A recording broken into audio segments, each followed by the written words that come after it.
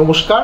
আজকে আমরা একটা বিষয় নিয়ে আলোচনা করব যেটা অনেকে বলতে খুব লজ্জা পায়, কারণ এটা স্বভাবতই মানুষের একটা দ্বিধা আসে এই কথাটা আলোচনা করতে, যে স্বামী স্ত্রী শারীরিক সম্পর্কের সময় মেয়েদের একটা ব্যথা বা জ্বালা, যেটাকে আমরা ইংরেজিতে বলি ডিসপ্যারিউনিয়া, মানে সহবাসের সময় কষ্ট। এটা দুটো কারণে হতে পারে। একটা হতে পারে প্রসবের পথে কোনো ইনফেকশন রয়েছে, আর দ্বিতীয় এন্ডোমেট্রিওসিস বলে একটা অসুখ হয়েছে, তার জন্য এটা হয়।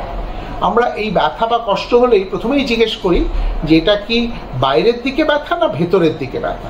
যদি বাইরের দিকে ব্যথা হয়, বেশিরভাগ কারণে এটা ইনফেকশন কারণ। এছাড়া কিছু কিছু মহিলা আছেন যাদের প্রসবের পথটা খুবই ছোট এবং তাদেরকে ছোটবেলার থেকেই ভালো করে বোঝানো হয়নি, তাদের মনে এরকম একটা বাসা বেঁধেছে যে সহবাসটা ভীষণ কষ্টের এবং তাতে খুব ব্যথা হয়, যার ফলে তারা আগের থেকেই ভয় পেয়ে যান এবং সহবাসের সময় শরীরটাকে কুঁকড়ে ফেলেন, দুটো পা মাঝখানে চেপে ধরেন। সো এটা হচ্ছে একটা ফাংশনাল, মানে পথটা অ্যাকচুয়ালি ছোট নয়, কিন্তু জোর করে উনি পথটা ছোট করে ফেলছেন। এবার তার যিনি স্বামী বা পার্টনার, তিনি কখনোই চান না যে স্ত্রীকে বা তার বান্ধবীকে কষ্ট দিতে, তিনিও হেজিটেট করেন। এর থেকে শারীরিক সম্পর্কের একটা সমস্যা সৃষ্টি হয়ে যায়, যেটা পরবর্তীকালে সন্তান আসতে বা তাদের সম্পূর্ণ শারীরিক সুখ দিতে বাধা দেয়। এটাকে বাদ দিয়ে প্রসবের পথটা টাইটলি বন্ধ, অপারেশন করে রাস্তাটাকে খুলে দেওয়া যায়।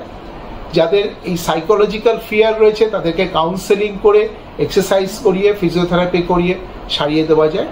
কিন্তু ইনফেকশন থাকলে ইনফেকশনের চিকিৎসা করতে হবে। আমরা আগে আমাদের অনুষ্ঠানে অনেকবার আলোচনা করেছি, ভেজানাল ইনফেকশন, ফাঙ্গাল ইনফেকশন হতে পারে, ব্যাকটেরিয়াল ইনফেকশন হতে পারে, প্রোটোজোয়াল ইনফেকশন হতে পারে। সেই ইনফেকশনগুলো আইডেন্টিফাই করে, সিমটম দেখে আইডেন্টিফাই করে উপযুক্ত চিকিৎসা দিলেই কিন্তু তারা ঠিক হয়ে যায়।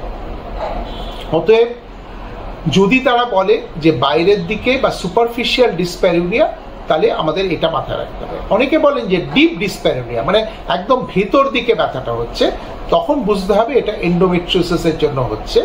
এন্ডোমেট্রিওসিস এমন একটা সমস্যা যেখানে পিরিয়ডসের সময় কিছুটা ব্লাড পেটের মধ্যে গিয়ে পড়ে জমা থেকে যায় এবং সেই ব্লাডের ঢিপিগুলো ব্যথা সৃষ্টি করে। পিরিয়ডের সময় বা পিরিয়ডের ঠিক আগে যে ব্যথা সৃষ্টি করে, সেই ব্যথাটাই সহবাসের কষ্ট আরও বাড়িয়ে দেয়।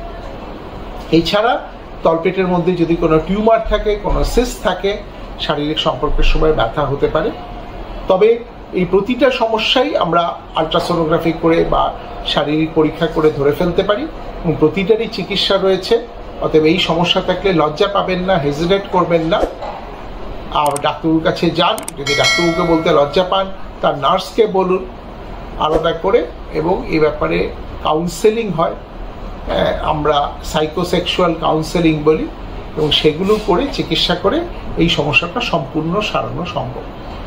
আপনারা সবাই ভালো থাকুন, সুস্থ থাকুন। নমস্কার।